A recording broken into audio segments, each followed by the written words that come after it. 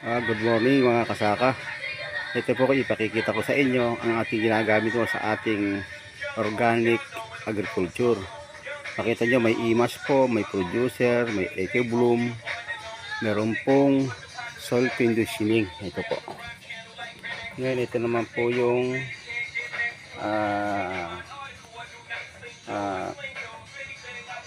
ito po yung live microbes, mga microorganism po na isang pagkain ng ating mga halaman. Ayan po. Ayan po lahat ng yan. Kaya po kung matitikman nyo ang ating mga produkto, iba po ang lasa niya, manamis-namis po dahil po sagana po siya sa mga bitaminang dapat kainin ng ating halaman ng mga kasaka. Ayan po. Napakaganda po ang gamitin niya ng mga produkto na yan. Yan po yung mga Japan technology. Ito pong KH Boron. Ito naman po ang galing sa DA, mga humus. Yan po para sa palay. Yan po. Pero ito naman po yung isang biozone.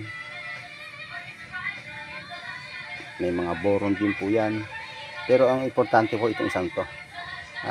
Makikita ninyo, live microbes.